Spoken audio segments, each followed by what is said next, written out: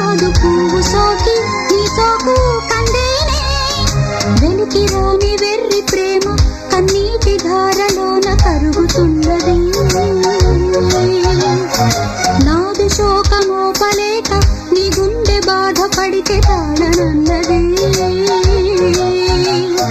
మనుషులెరుగలేరు మామూలు ప్రేమ కాదు